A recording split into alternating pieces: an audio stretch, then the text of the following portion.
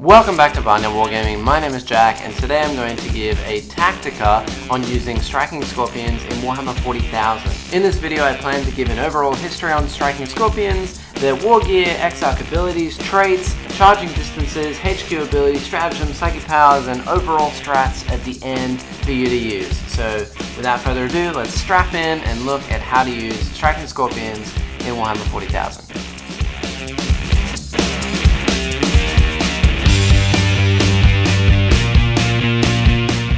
Alright, so starting with the history of the Striking Scorpions, they are one of 8 aspect squads which were created a long time ago by many different Phoenix Lords, which is kind of like their chapter masters. The Phoenix Lord that created the Scorpions, his name was Ara, and eventually he was shunned out by the original Phoenix Lord, Azurman, because he brought chaos into their aspect temples and shrines. After being shunned out by Azurman, Azurman appointed a new Phoenix Lord to the Striking Scorpions whose name is Karandrus, and Karandrus was Ara's best pupil. Later on, Ara went on to become the model from Dark Elder you know as Drazhar, who recently got a new model. Now known as the Hunters, they are constantly trying to hunt down their original Phoenix Lord and show him that they have changed their ways and they don't bring chaos into their temple. By the way, if you pronounce any of these names differently and you think I'm pronouncing them wrong, then deal with it. Next, let's take a look at the Scorpion's stat line. Almost identical to pretty much every other aspect squad stat line out there, they have the standard 7-inch movement, toughness 3, and a heavy aspect armor, which gives them a 3-up armor save. But unlike the rest, they actually have 2 attacks base, which is really handy. Their war gear is essentially the same as pretty much all of the other aspects, and they just come equipped with their aspect weaponry, which is a sword, or a chainsword, and a standard shuriken pistol. The only war gear upgrades that you can actually give them are the ones that you can give to their Exarch, or their leader. Now let's get on to the nitty gritty with all of their points and the Exarch abilities. Now with the release of the Eldar Psychic Awakening book Phoenix Rising, all of the aspect squads actually got a huge update where every single Exarch got 6 new abilities to choose from, which means that not only do Exarchs have multiple weapon options, but they also have 7 different abilities to choose from, and can even have access to a stratagem for 1 command point to allow them to take their original ability and a new ability from the list given in the Phoenix Rising book. Now, if we're just talking about raw points and actual upgrades to the Exarch himself,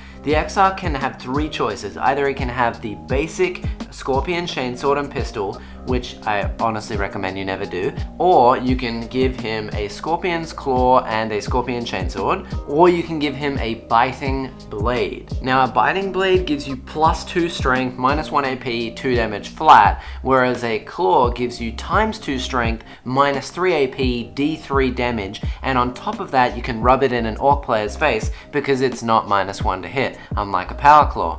Honestly, both of these weapons have their ups and downs, but as of April 2020 of filming this video, the Biting Blade is only 2 points, which is a 1-point upgrade because you have to replace the Scorpion Chainsaw which he comes with, which is 1 point, for the Biting Blade. A 1-point upgrade compared to a Scorpion's Claw, which is 9 points, and you have to take a Scorpion Chainsaw with it, which is honestly useless, which is 10 points, as opposed to a 2-point upgrade. The Scorpion's Claw is really cool though. In terms of Exarch abilities, I would only really recommend that you use Stalker, Withdraw, and Scorpion Sting potentially. The rest, you can fiddle around with them, but if you're playing competitively and you really want to get that extra edge with your Scorpions, I do only recommend these few. Stalker gives you -1 to hit as long as you're wholly within a terrain feature. Withdraw allows you to fall back at the end of any fight phase, even if it's your opponent's turn, which means that you can, instead of paying 2 CP to fall back and charge,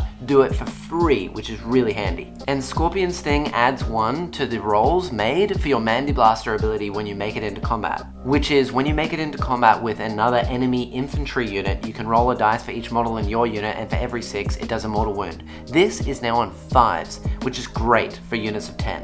Now let's talk about craft world traits for Scorpions.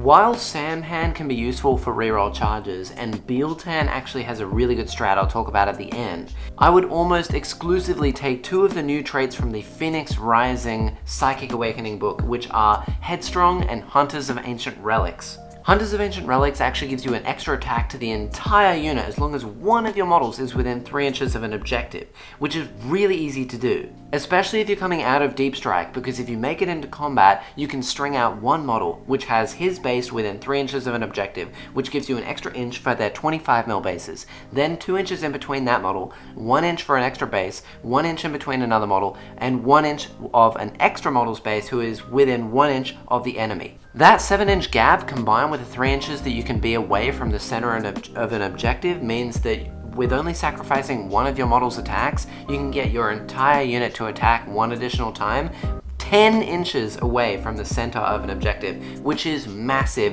especially if you're playing Maelstrom with 6 objectives. And Headstrong, which gives you 1 extra inch of charging distance, which is actually a lot when you think about it, which brings me on to my next point, charging distances. If you've never seen this chart before, it shows you just how likely you are to make it into a charge based on your distance, and you can see that the difference between 8 and 9 inches is 14%. That is a massive increase just from having 1 extra inch of distance. And if you think about it, it actually makes sense, because when you're trying to roll a 9, you need to get a 6 and a 3, or a 5 and a 4, and then they flip so they're exactly the same on both sides. Whereas if you're rolling an 8, you can get a 6 and 2, or a 5 and 3, or a 4 and a 4, which is just a whole extra chance of rolling those two numbers. And seeing as Striking Scorpions are pretty much always going to be in Deep Strike because that's their main thing, then this is definitely worth taking. Let's quickly jump over to the HQs that can buff your Scorpions. Now I'm only going to put 2 HQs in this list, although there can be many more that do provide buffs. These are the only ones that I'm actually going to consider, and I'm not talking about Psychic Powers from Warlocks and Farseers just yet. We'll do that in the Psychic Power section. So for number 1, we're going to talk about Autarchs, and then obviously you're going to have Karandras, the Phoenix Lord, in there as well. Now obviously both of these choices depend on the list that you want to make, but we're going to talk about Autarchs buffing your Scorpions, and I don't just mean from their reroll hit rolls of 1, which is really nice, but they can also take a Banshee Mask from the Index option still, or from Legends as they're now called, which means that if you are running a Death Star of Striking Scorpions, which is like a big blob that you want to buff a lot, then this one Autarch can ignore that Overwatch for you. On top of that, he actually has many different ways of being present with the Scorpions. Either you can run him in a Wave Serpent and a tank with the Scorpions, or if you're deep striking him, you can make him a Laertok and give him a relic, or give him wings, or just pay a CP for him to deep strike alongside them. Now talking about Karandras, I don't really rate Karandras very highly at the moment because he is 125 points and he's not very good, but we'll talk about that hopefully in another video. As for now, the main buff that he gives Scorpions is that he gives them an extra attack when they make a hit roll of a 6. Now it's important to note that this is just a hit roll. It's not a unmodified hit roll. It can be modified, which is extremely useful. Quickly moving on to stratagems so that we can talk about some overall tactics at the end of the video, there's only really 2 stratagems that I would make use of when using Scorpions. Number 1 is the Biel-Tan Court of the Young King stratagem, and number 2 is Supreme Disdain. We'll talk about Kotick in a second, but as for Supreme Disdain, do not underestimate this stratagem. This stratagem, although on the surface is not very good because it only gives you a certain amount of attacks based on how many 6s you get, and you don't actually get a lot of attacks in the first place, but it again is modified hit rolls, which means that you can stack your modifiers to hit and get lots of different attacks out at once, which can be very devastating. Psychic Powers, a Marine player's favorite part of the Eldar Codex. Now with the release of Psychic Awakening, we actually did get some new powers. So there are 3 that I want to talk about today, of course, other than the main ones used by absolutely everyone, which is Protect, Jinx, and of course Doom, Guide, all of that good stuff, which can be used for them, of course. But the main 3 that I want to talk about other than those are Enhance, Innovate, and Ghost Walk. Very useful. Innovate gives you +1 to wound, which is actually really good seeing as they're already strength 4. Enhance gives you +1 to your hit rolls, Modified hit rolls, yes. And Ghost Walk gives you plus 2 extra inches to your charge. Yes. Now with all of this information, let's look at 3 overall strategies that you could use in your games or use against others using the Scorpions. Also, just to let you know, the first 2 are going to be really fun, but the third one is probably the one that I would use almost every single game, especially if I'm going to be playing competitive play. And I'm also not going to tell you how to counteract any of these scenarios because I'm sure you can work that out for yourselves. Number 1, Flex Arcs. This strategy is pretty much buffing the crap out of your Exarch to the point where they can just carry the entire unit on their own. First, take 2 units of 5 Striking Scorpions, both with Exarchs with Scorpion's Claws. Then take them inside of a Wave Serpent with Karandras and probably an Autarch. Use the custom craft world traits of Hunters of Ancient Relics and Children of Cain. Then pay an extra 2 CP to make both of your Exarchs exemplars of the Scorpion Shrine to give them an extra ability from their list. Now, depending on if you're versing a Horde or if you're versing a lot of tanks, either take Crushing Blow or Scorpion's Grasp, and yes, you can decide at the beginning of the game. At this point, you hop out of the Wave Serpent, and within range of the objective, the Autarch, Karandras, and hitting a unit in cover, your Scorpion Exarch is going to get 4 attacks hitting on 2s, and 5s pop 2 extra attacks if you use Supreme Disdain on them, with either all of your unmodified hit rolls of 6s doing a mortal wound in addition, or at strength 10, -3 D3 damage. Strat number 2,